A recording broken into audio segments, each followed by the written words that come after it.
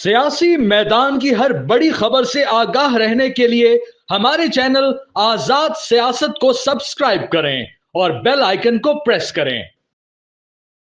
अस्सलाम वालेकुम व्यूवर्स, आप देख रहे हैं आज़ाद कास्ट और मैं हूं नौशीन तारिक। व्यूवर्स, वीकेंड पर जो डेवलपमेंट हुई हैं इंडिया पाकिस्तान के हवाले से उनको हम डिस्कस करेंगे। कहा यह जा रहा है कि ऑपरेशन सिंदूर जो कि नाकाम हो चुका है, और ये सिर्फ हम नहीं कह रहे, दुनिया कह रही है, उसको इंडिया एक दफ़ा फिर रीब्रांड करने की कोशिश कर रही है। सफारती महाज पर कुछ अचीव करना चाह रही है। इनसाइट्स क्या हैं इस पर बात करेंगे। इसके अलावा कुछ डोमेस्टिक इशूज़ भी हैं, जिसमें सबसे इम्पॉर्टेंट खबर जो है वो इमरान खान की इस्टेब्लिशमेंट से मुलाकात के लिए आमादगी। ये कहा जा रहा है। दूसरी जानिब पीटीआई के इत्तेहादियों के साथ मिलकर वजीर आजम और जो है वो स्पीकर कौमी असम्बली के खिलाफ अदम एतमाद की तहरीक लाने की बातें हो रही हैं।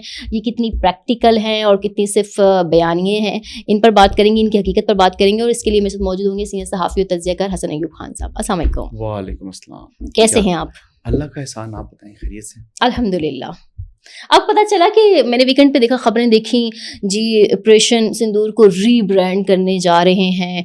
जयशंकर को हटा के शशि थरूर की सरबराही में जो है वो कोई उन्होंने 7 मेंबर्स डिफरेंट पार्टीज से इकट्ठे किए हैं और वो सारा कुछ लेके जनाब डोजेस वोजेस लेकर जाएंगे US, UK, Russia, China, 5 France बड़े ममालिक में, और अपना मौक़िफ़ करेंगे। जिस चीज़ महाज पे हार गए अब उसको कैसे रीब्रांड करने की कोशिश है और क्या हो सकता है इसके पीछे? देखिए जी, जयशंकर जो है ना वो कंपैरेटिवली पढ़ा लिखा आदमी है, एक सुलझा हुआ आदमी है।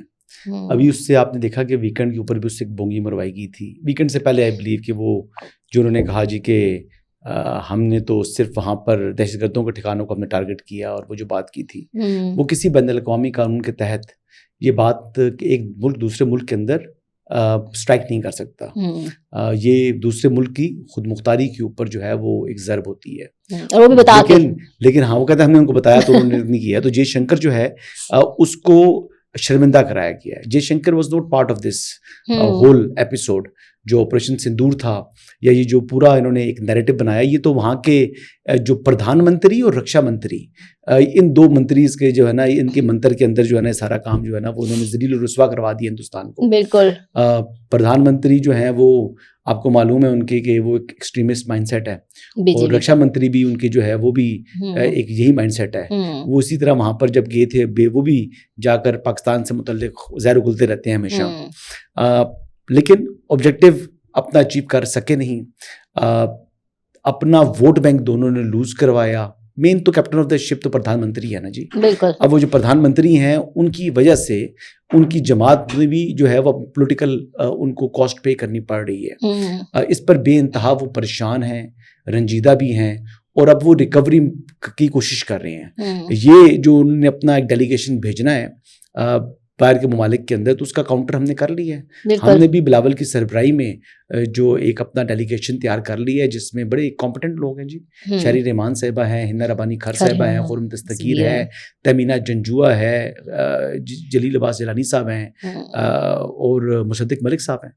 हाँ, मुसद्दिक साहब भी हैं। मुसद्दिक मलिक साहब उसका हिस्सा हैं जी। तमाम के तमाम वो लोग हैं जो अपना मौक़िफ़ अगले को जिससे भी वो बात करें उस तक पहुंचा भी सकते हैं, और अपना पैगाम पहुंचाकर अगले को समझा भी सकते हैं। अपना नुक्ता नज़र जो है ना वो बड़े ऐसे अंदाज से ये लोग पेश करने की काबिलियत रखते हैं। मेरे ख्याल से इससे बेहतर कोई और डेलीगेशन बन नहीं सकता था पाकिस्तान की तरफ से।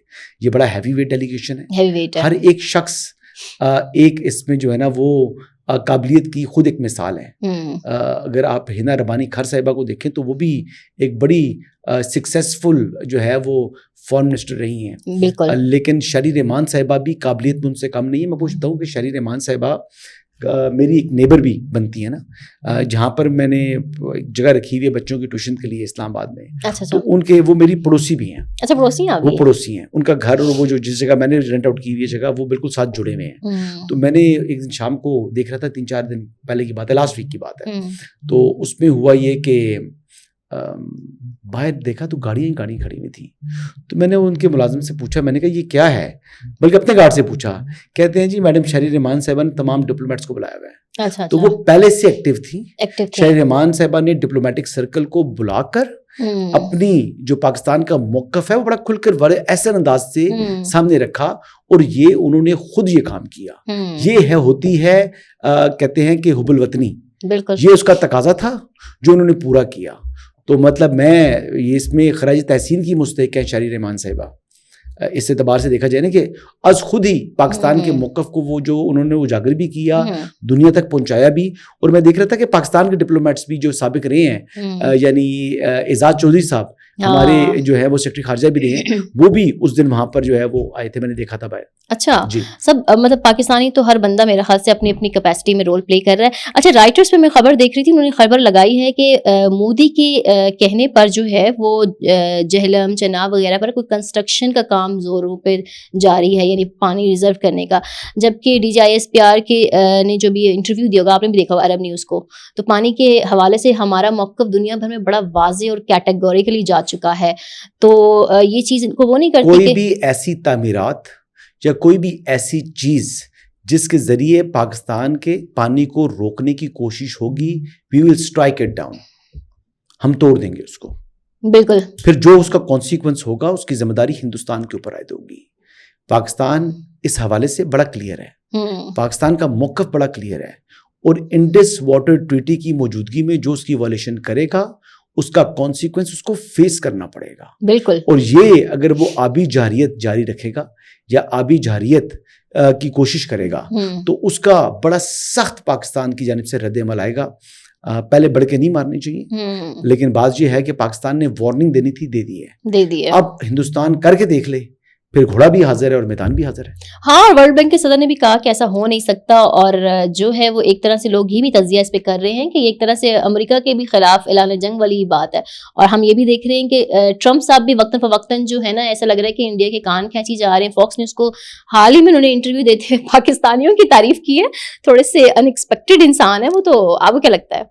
دیکھیے پاکستان جو ہے, پاکستان نے دیکھے نا ان کی بات مانی ہے, جو انہوں نے کہا پاکستان ایگری کر گیا پیس کے اوپر, اور یہ بیسکلی اپروچ کیا تھا انڈیا نے, اور انڈیا کی درخواست جو ان تک پہنچی تھی پریزیڈنٹ ٹرمپ تک, انہوں نے آگے سے اس پر ایفرٹ کی, اور ایفرٹ کرنے کے بعد انہوں نے جو ہے وہ پاکستان کو قائل کر لیا.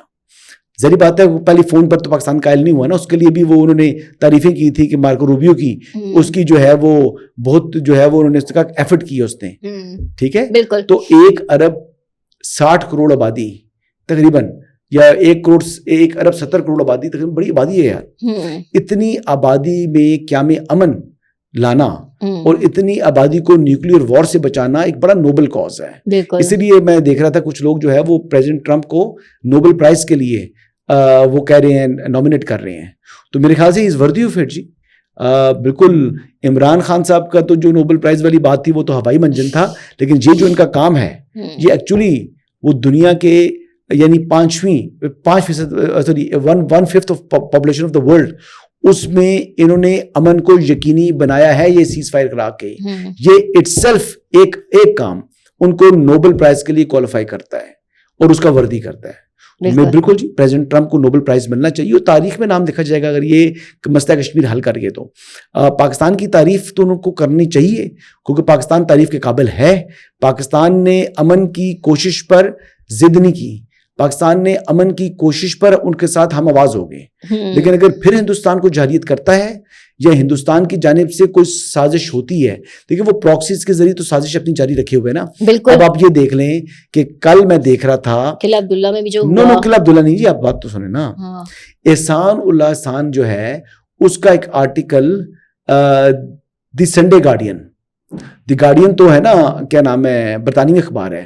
دی سنڈے گارڈین جو ہے یہ بیسکلی ہندوستان بیس اخبار ہے جس کے لیے ریگولر لکھتے ہیں احسان اللہ احسان, اور وہ اس کے ذریعے کہہ رہے ہیں کہ جی پاکستان کی ایجنسیز جو ہیں وہ دوبارہ کوشش کرنے کی جو ہے نا سازش کی, وہ پاک دہشت گردی کی پلاننگ کر رہی ہیں. یعنی ایک تو یہ خود ایسا پراکسی آف انڈیا پاکستان کے اندر دہشت گردی کرتے ہیں, انڈیا اور یہ جو ٹی ٹی پی اور احسان اللہ احسان ٹائپ کے لوگ جو ہیں یہ اس کا پراکسی ہے, یہ پاکستان میں دہشت گردی میں ملوث ہے. اب یہ لوگ ایک تو پاکستان کے اندر دہشت گردی کرتے ہیں, دوسرا دہشت گرد ملک ہونے کا الزام بھی پاکستان کے اوپر عائد کرتے ہیں. یعنی کتنے بے شرم اور گھٹیا لوگ ہیں. اور یہ دی سنڈے گارڈین ہے, آپ گوگل کر کے دیکھ لیں, بلکہ اس کا اسکرین شاٹ بھی میں ریکویسٹ کروں گا ایڈیٹر کو کہ جب میں یہ بات کر رہا ہوں تو اس میں یہ جو اسکرین شاٹ ہے اس کا ایک لے کر اس کی جو ہے نا وہ لگائے, دی سنڈے گارڈینز کو گوگل کر کے دیکھے گا نا, وہ بتا دے گا ویکیپیڈیا میں کہ یہ جی انڈین بیسڈ ہے, اور جس کے لیے ریگولرلی احسان اللہ احسان لکھ رہے ہیں. ہاں نہیں, انہوں نے تو باقاعدہ جو ہے وہ افغانستان میں رابطے کرنا شروع کر دیے ہیں, اور ری بٹل کے اس سے انہوں نے کیپشن سے ہندوستان ٹائم میں ان کی وہ بھی لگی ہوئی تھی, ہیڈ لائنز بھی لگی ہوئی تھی. ہمارے یہاں جو کہ ویب سائٹس بلاک ہیں تو وہ میں اس کی تفصیل میں نہیں جا سکی. اب تھوڑے سے اندرونی معاملات پہ بات کرتے ہیں کہ ایک طرف جناب یہ کہا جا رہا ہے کہ عدم اعتماد کی تحریک لائیں گی پی ٹی آئی اتحادیوں کے ساتھ مل کر وزیر اعظم اور اسپیکر قومی اسمبلی کے خلاف. تو دوسری جانب یہ باتیں بھی ہیں, یہ خبریں بھی ہیں جو جیو پہ لگی ہوئی ہیں کہ عمران خان اسٹیبلشمنٹ سے ملاقات کے لیے آمادہ ہیں. اہم پارٹی رہنما کا بیان ہے جناب. پی ٹی آئی میں غیر یقینی صورتحال, کیسے دیکھتے ہیں سارے نیریٹو؟ عمران خان اسٹیبلشمنٹ سے ملاقات کے لیے آمادہ ہیں, ہاں جی, یہ تو ایک خبر ہوگی نا جی ٹھیک ہے. خبر کا دوسرا حصہ یہ ہے کہ اسٹیبلشمنٹ عمران خان سے ملاقات کے لیے آمادہ نہیں ہے. اچھا ٹھیک ہے, یہ خبر کا دوسرا حصہ, دوسری خبر یہ آ گئی. ٹھیک ہے, اب اس کے بعد آگے کیا رستہ ہے جی؟ آگے کیا ہوگا؟ دیکھیں ایک ہاتھ سے تو خالی چپیٹ پڑتی ہے. عمران خان آمادہ ہیں, اسٹیبلشمنٹ آمادہ نہیں ہے, چپیٹ آگے سے پڑ گئی. تو بات یہ ہے کہ عمران خان صاحب آمادہ تو ہوں گے, وہ کیوں آمادہ ہو رہے ہیں؟ کیونکہ ان کو کرپشن اور کرپٹ پریکٹس کے ثابت ہوئی ہے ان کی عدالت میں, اور ان کو 14 سال کی سزا ہو چکی ہوئی ہے. عمران خان کے باہر آنے کا دور دور تک کوئی امکان نہیں ہے. وہ چور دروازہ ڈھونڈ کر رہائی چاہ رہا ہے. وہ کہہ رہے ہیں میں کسی طریقے سے نکلوں, رات سے صبح نہ اور میں باہر آزاد ہوا ہوں. جو خبریں ہیں کہ مئی جون میں وہ آیا جائیں گے, ایسی کہ ہر خواہش پہ دم نکلے, بہت نکلے میرے ارمان, لیکن پھر بھی کم نکلے. اچھا, اور یہ جو پی ٹی آئی کا اتحادیوں کے ساتھ مل کر وزیر اعظم اور اسپیکر قومی اسمبلی کے خلاف تحریک عدم اعتماد لانے والی بات ہے, اس پر آپ کا کیا ٹیک ہے؟ خواہش ہے ان کی, خواہش ہی ہے بس, اس سے زیادہ تو کچھ بھی نہیں ہے. مطلب میں اس پر کیا لانے کی پوزیشن میں نہیں ہے نا, تبصرہ کیا کروں؟ اب بتائیں میں اس پر کیا مطلب یہ ایک بیسکلی ایک سٹوری بنائی ہے آج کے دن کے لیے, اس سے زیادہ اس کی حیثیت نہیں ہے. عددی اکثریت ان کے پاس ہے کوئی نہیں.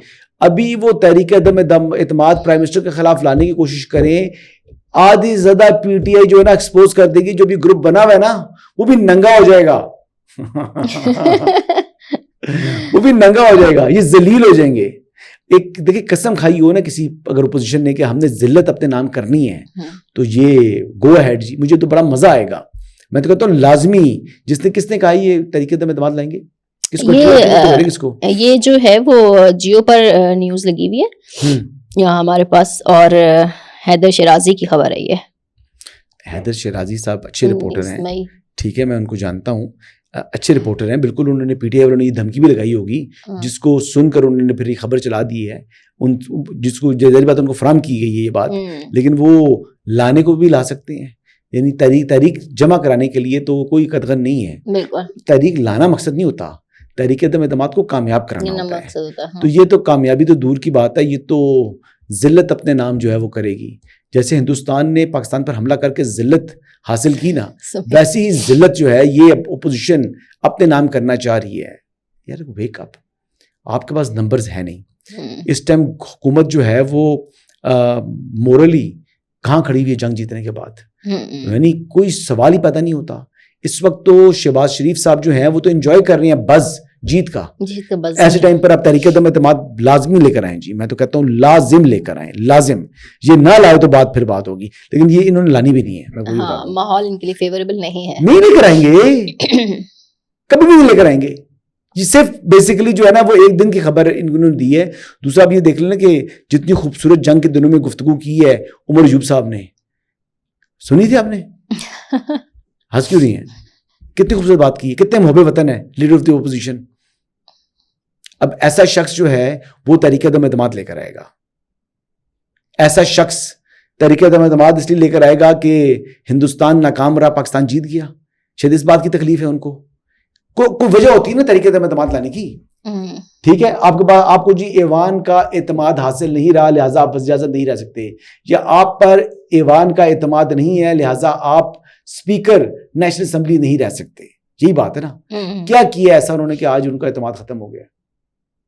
حالیہ دنوں میں کیا کیا ہے؟ یا آپ کے پاس نمبرز کوئی بڑا پارلیمانی گروپ آپ کے ساتھ شامل ہو گیا ہے؟ نہیں, یہ صرف سیاسی خبر پیدا کرنا چاہتے ہیں, اور وہ خبر بھی ان کو جو ہے نا وہ ان کے نام ذلت لے کر آئے گی. ایک دن کی خبر ہے یہ, ایک دن کی یا ایک گھنٹے کی خبر ہے, سمجھ دو اتنی ہے, اس سے زیادہ حیثیت نہیں ہے اس کی. Thank you very much. So بس مزید انسائٹس تک لیے ہمیں اجازت دیجیے. اللہ حافظ.